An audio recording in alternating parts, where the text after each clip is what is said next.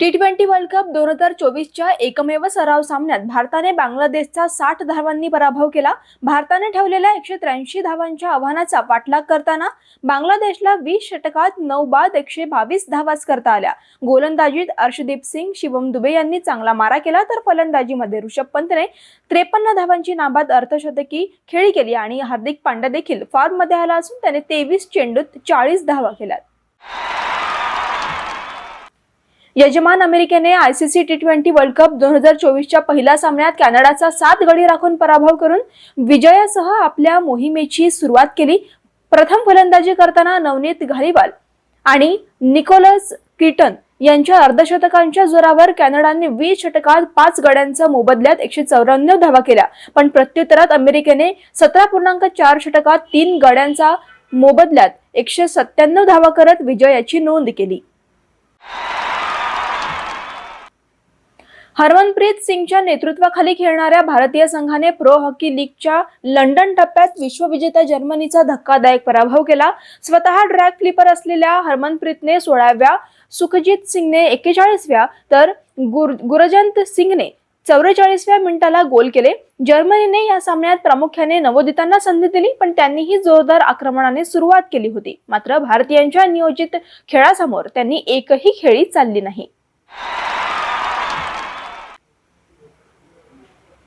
T20 विश्वचषक 2024 मध्ये भारतीय संघाची मोहीम सुरू होण्यापूर्वी स्टार फलंदाज विराट कोहलीला आयसीसी कडून मोठा पुरस्कार मिळालाय। भारत बांगलादेश सराव सामन्यांपूर्वी किंग कोहलीला ODI cricketer of the year पुरस्कार मिळालाय। हा पुरस्कार तिसऱ्यांदा जिंकणारा विराट हा पहिलाच खेळाडू ठरलाय आणि या प्रकरणात त्याने धोनी आणि AB डिव्हिलियर्सचा पराभव केलाय।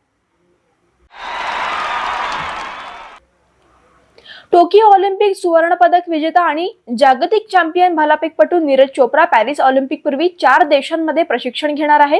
क्रीडा मंत्रालयाने नीरजच्या प्रशिक्षक क्रॉस बाटोनिट्स आणि फिजिओ ईशान मारभा यांच्यासोबत युरोपमध्ये 60 दिवसांच्या प्रशिक्षणाच्या प्रस्तावाला मंजुरी दिली आहे। त्यांच्यासोबत कुस्तीपटू विनेश फोगट, लांब उडीपटू शैली सिंग आणि भारतीय नेमबाज परदेशात ऑलिम्पिकसाठी तयारी करणार आहेत।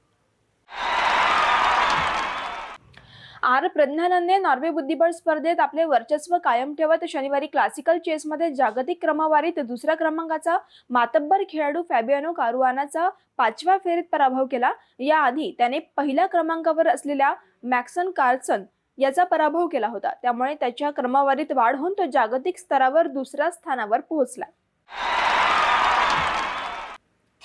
T20 विश्वचषक 2024 मधील मोहीम सुरू होण्यापूर्वी बांगलादेशच्या अडचणीत वाढ झाली आहे। भारताविरुद्धच्या सराव सामन्यात बांगलादेश संघाचा वेगवान गोलंदाज शरीफुल इस्लामला दुखापत झाली आणि आता त्याच्या T20 विश्वचषक 2024च्या पहिल्या सामन्यात खेळण्याबाबत शंका निर्माण झाली आहे। मात्र नुकत्याच आलेल्या अहवालानुसार जखमी झाल्यानंतर शरीफुल इस्लामच्या डाव्या हाताला 6 टाके पडले आहेत।